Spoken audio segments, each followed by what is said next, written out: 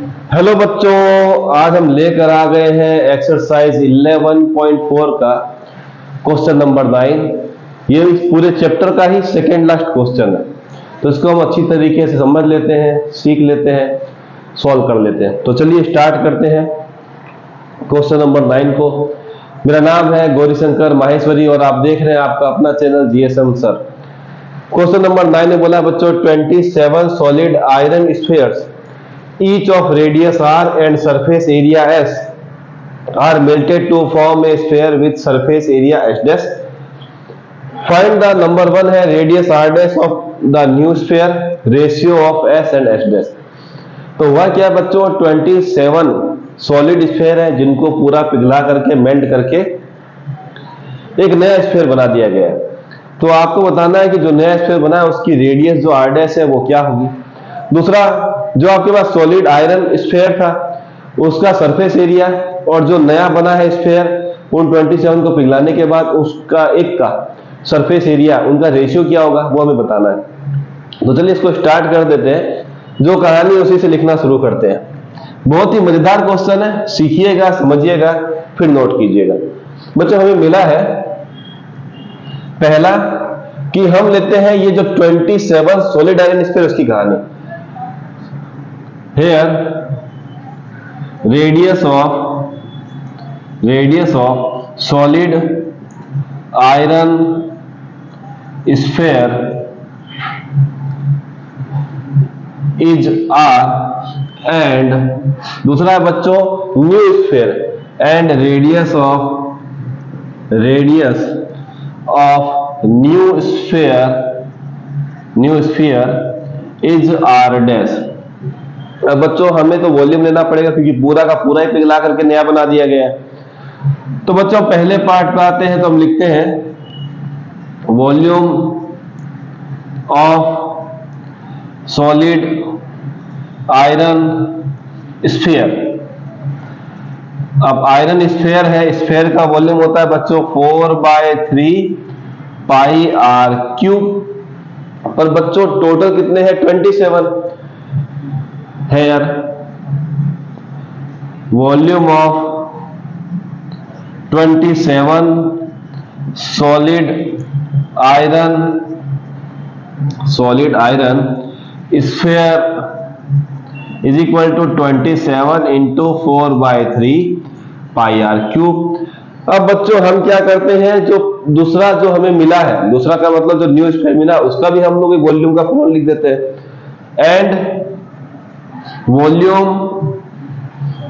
Of new sphere, इसका बच्चों formula same है 4/3 पाई आर। आर की जगह पे बच्चों इसका हमने रेडियस क्या बताया गया है आर डैश। इसका बनाएंगे ब्रैकेट पावर 3 लिख देंगे। सर इसका ब्रैकेट क्यों बनाया? अगर आप ऐसे लिखते हैं आर डैश 3 तो ये कुछ यूनिक सा लगता है, कुछ बिल्कुल ही अजीब सा लगेगा। यूनिक मतलब बहुत ही अजीब सा। तो कोशिश कीजिए इसको हम ब्रैकेट में लिख के छोड़ दे तो कोई टेंशन नहीं है। इन 27 को मेल्ट करके ये नया बनाया गया है। आ जाते हैं बच्चों अकॉर्डिंग टू क्वेश्चन पे। अकॉर्डिंग टू क्वेश्चन, अब अकॉर्डिंग टू क्वेश्चन क्या है बच्चों, ये बना है इसकी वजह से, तो लिखना शुरू कर देते हैं 4/3 pi r dash cube is equal to 27 time 4/3 pi r cube. 4/3 से 4/3 कैंसिल, इस पाई से बच्चों पाई कैंसिल, हमें क्या मिलेगा r dash cube is equal to 27 time r cube.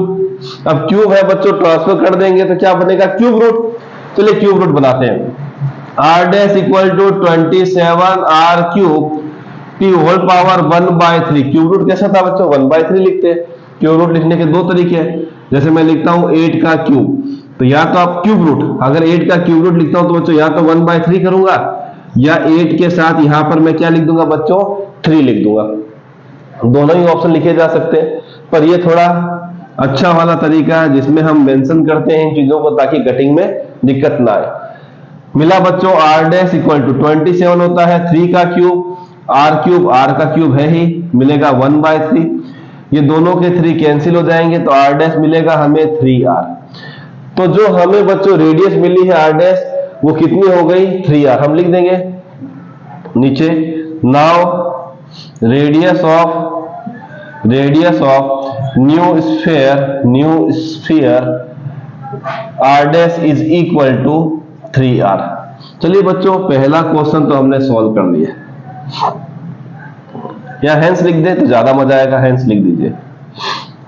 चलिए बच्चों यहां तक हो गया, सब विजिबल है, देखते रहेंगे तो मजा आता रहेगा। बहुत ही बढ़िया, सब कुछ क्लियर है, कोई टेंशन नहीं है। तो बच्चों पहला वाला हमने सॉल्व कर लिया, ये लीजिए पहला नंबर लिख के हम लोग खत्म कर देते हैं। शायद कोई परेशानी नहीं होगी, आसानी से सॉल्व हो गया। अब आते हैं बच्चों दूसरे पार्ट पे, इनको मिटा दिया जाए, चलिए ठीक है। अब क्या बच्चों इनके सरफेस एरिया पे आना है। चलिए सरफेस एरिया पे आ जाते हैं। चलिए सरफेस एरिया बच्चों क्या मिलेगा, देखिए रेशियो किसका निकालना बच्चों, एस और एस डैश का। एस किसका सरफेस एरिया बच्चों, जो हमारे पास सॉलिड आयरन स्फीयर था जिसको मेल्ट कर रहे थे। लिख देते हैं surface area of solid iron sphere divided by, नया आ गया बच्चों surface area of new sphere.